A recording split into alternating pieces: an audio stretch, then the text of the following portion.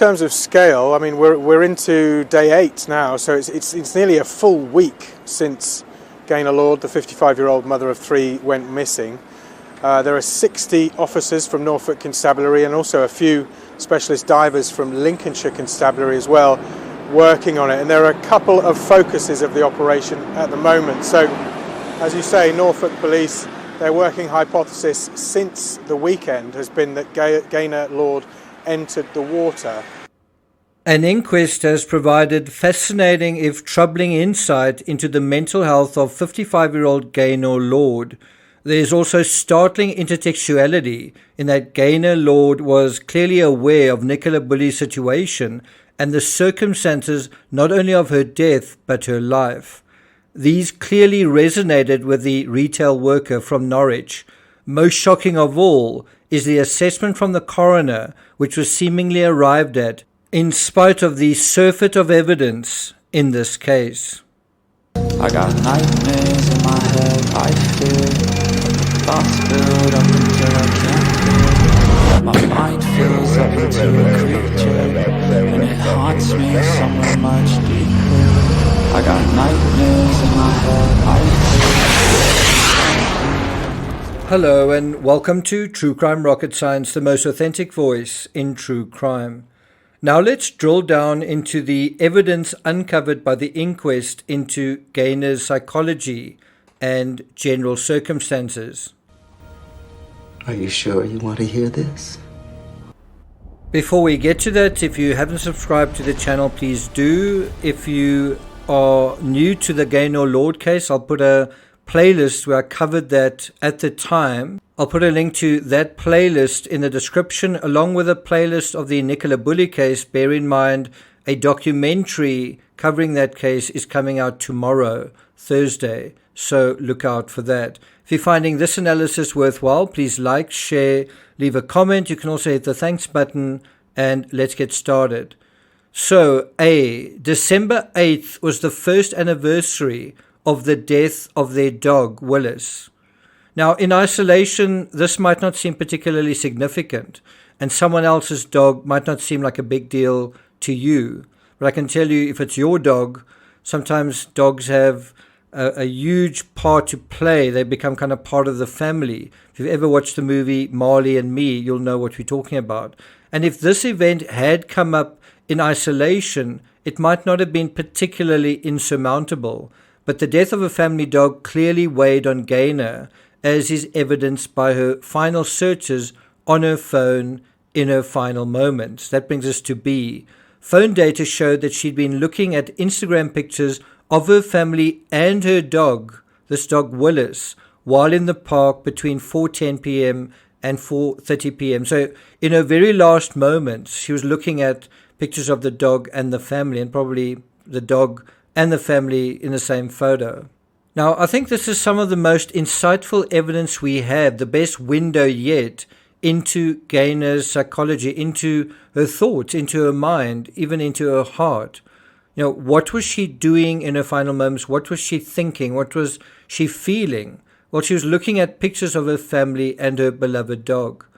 Was this random? Was this insensible? Or was this the sane act of a sensitive person? Someone perhaps bidding farewell to the things that she cared about. C. Gaynor Lord, 55, who suffered from epilepsy, texted a deceased friend on Facebook that she was going crazy and could feel her fear in the hours before her death. I'm getting all of this from the Times. That's the source of this information about the inquest. What we have here is powerful evidence that Gaynor was psychologically distressed in the hours and likely minutes and moments leading up to the incident. But we can also see that there was a slow burn, a long-term psychological gnawing in terms of the epilepsy. What more than that? Well, there definitely was more than that, and we'll deal with that in a moment. But let's first ask this question. Does the fact that she communicated with a deceased friend mean she had completely lost touch with reality and was crazy? Or was this a desperate way of reaching out to someone she knew, but also knew wouldn't judge her? For me, the most significant phrase here is could feel her fear, right? I interpret these words, could feel her fear, as someone who's being overwhelmed by anxiety. Anyone who knows this feeling knows how awful and suffocating it can be. It feels like one is dead or dying, even when one is alive. It's dreadful. That brings us to D. Clive Lord, her husband of 25 years, said that his wife had experienced her first serious seizure in several months just 4 days before her disappearance. And so if you're saying, well, what more than that? Okay, so the dog had died and she was feeling fearful, right? And all of that kind of thing. Well, what else? Well, she'd have had a serious seizure. And so she probably thought that whole nightmare was waiting for her as well. So this is yet another aggravating factor.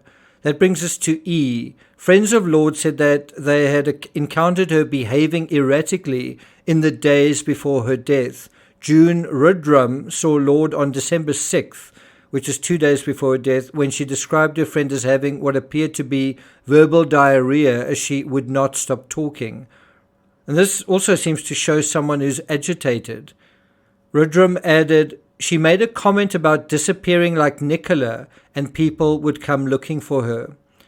This is the true crime equivalent of a premeditated act. Her saying this is also indicating what she's thinking about in terms of the future. And wasn't it true? Because acting with premeditation, as we know very well in true crime, means first thinking about something, and then after a prescribed period of evaluating and considering the decision, weighing it, and considering the consequences, then one takes action regardless and does so deliberately and intentionally. But apparently in the United Kingdom, as you're about to see, this doesn't seem to apply when it comes to these sorts of cases. They don't seem to recognize this as premeditated, even if you've mentioned it. Let's go on to F. Norfolk police believe her comment about Nicola was a reference to Nicola Bulley, 45, who went missing during a dog walk in January last year in St. Michael's-on-Wyre, Lancashire.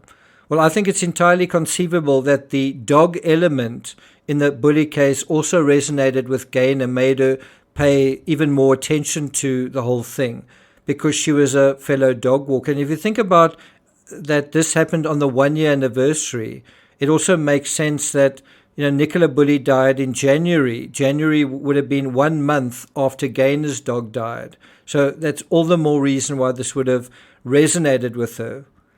Nicola Bulley's disappearance was the subject of a large-scale search and attracted widespread public interest before her body was found in the River Wyre more than 3 weeks later on February 19. And you have the exact same situation here where she disappears in a river. People can't find her, and so what do they naturally assume? Well, because we can't find her, it must be foul play. Not that maybe we're not very good at finding someone in a river, and we're not very good at telling what was going on in this person's inner world. But we know that Gaynor made her way through Norwich city centre in quite a rush when you look at the CCTV. I'm just at the crossroads where you can see Gaynor almost be hit by a car. She then makes her way into the cathedral grounds, which is just to my right here, Norwich Cathedral.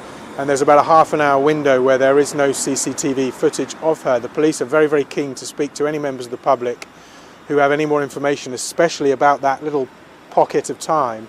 So what do you think? Is the reference Gaynor Lord made to Nicola Bulley, is that random?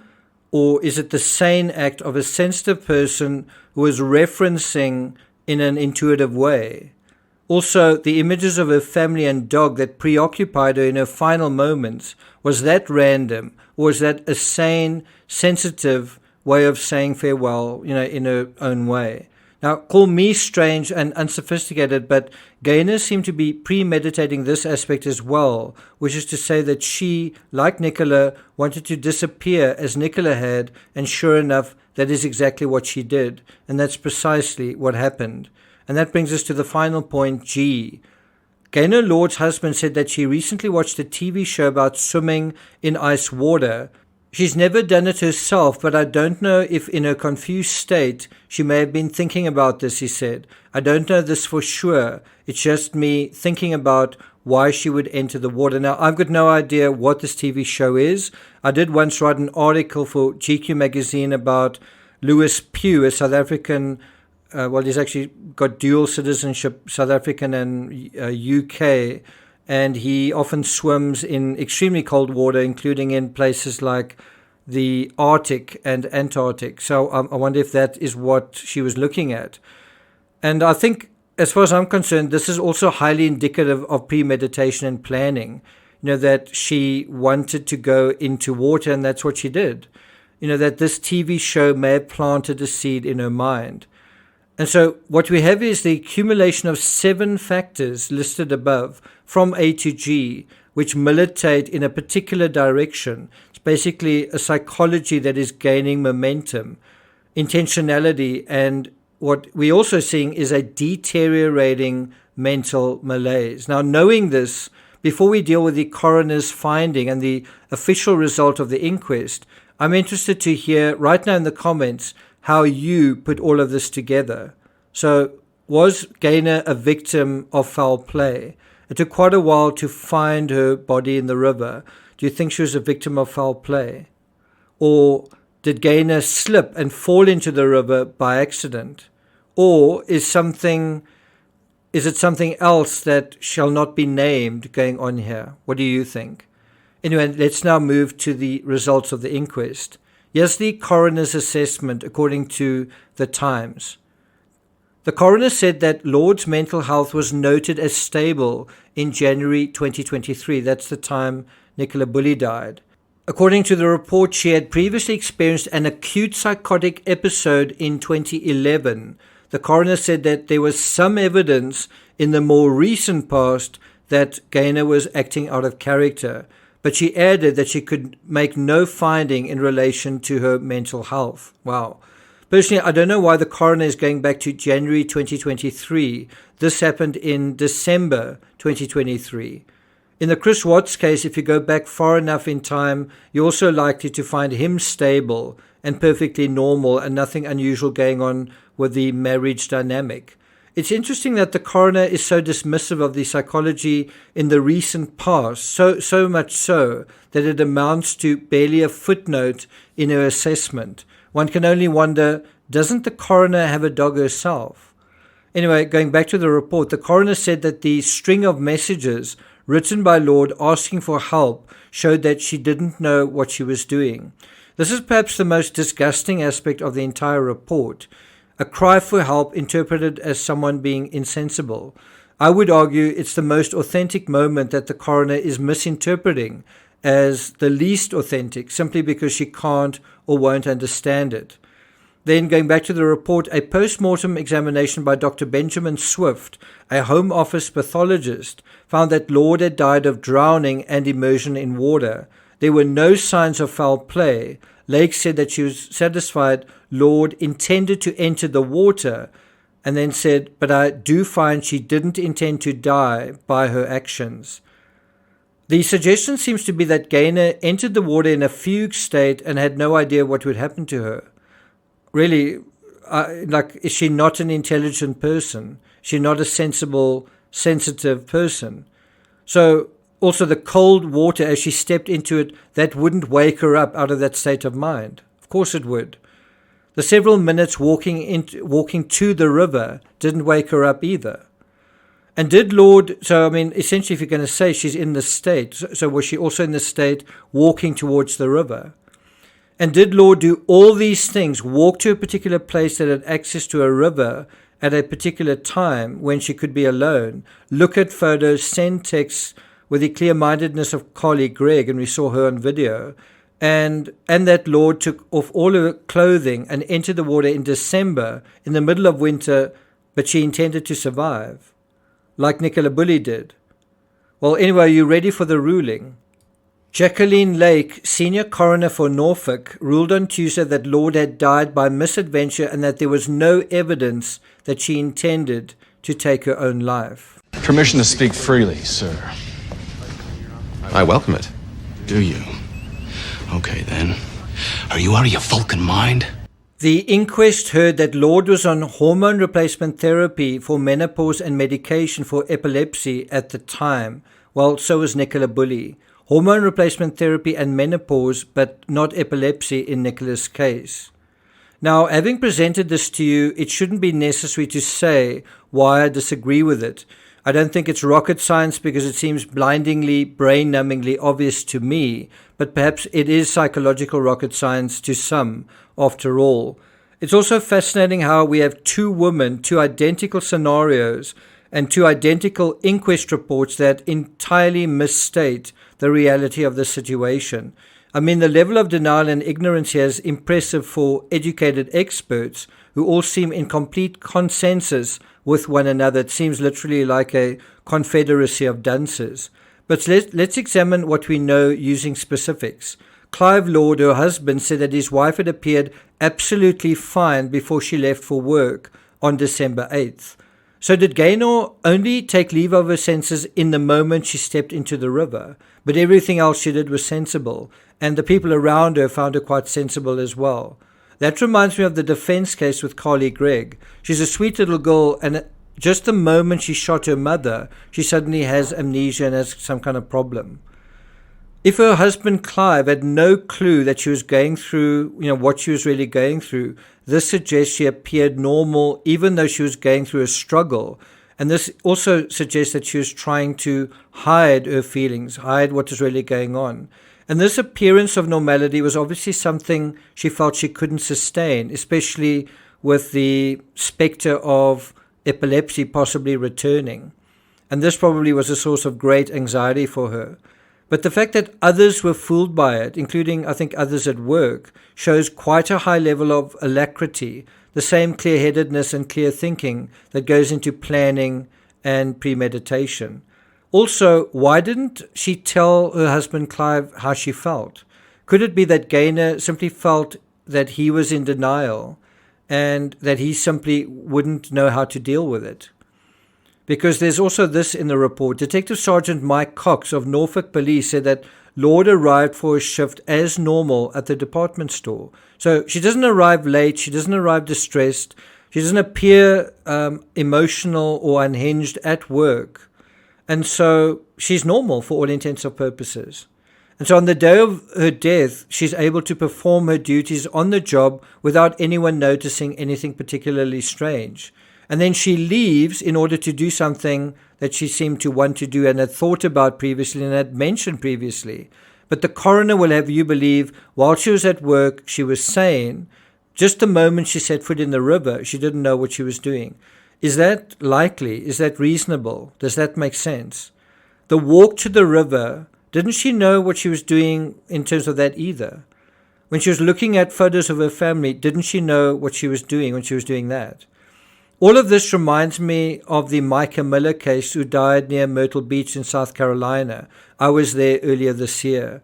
There was a similar case of denial, basically a carbon copy of Nicola Bulley and Gaynor Lord, in the sense that Micah had to be a victim of foul play. Why? Because we don't know what is going on in her heart or in her mind, and we're very bad at that. But we very capable of blaming someone, especially when there's someone handy to blame. And I'm not saying you should blame Micah, just that you should be able to see what the psychological reality is. And people don't seem to be very good at it, especially if the victim is hiding it herself. Then it becomes quite subtle. Do you notice not red flags, but perhaps orange flags? And of course, Micah had expressed similar sentiments before in the same way that Gaynor had. And if you think about it, despite a surfeit of psychological evidence, as well as CCTV showing Micah buying a firearm moments before her death, there was still this consensus that no, she must be a victim of foul play. There was also a consensus on social media that Micah had been murdered despite calling 911 and saying that she was about to take her own life. And you can hear just how calm and collected she is when she says that. I mean, is she crazy when she makes this 911 call? Does she sound crazy? Tell me what's happened. I'm about to kill myself, And I just want my family to know where to find me. Now, I don't think there is any doubt that that was premeditated, because that's exactly what happened. She died, and that is exactly where they found her. So I don't think that was a random, spontaneous act, and I also don't think it was someone who suddenly went crazy at the moment that she died. We are dealing with someone who is mentally compromised. How good are we at recognizing that?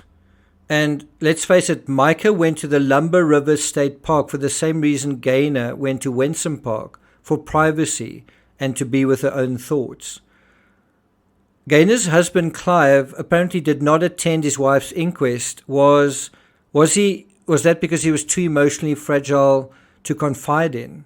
Was he too emotional to attend the inquest?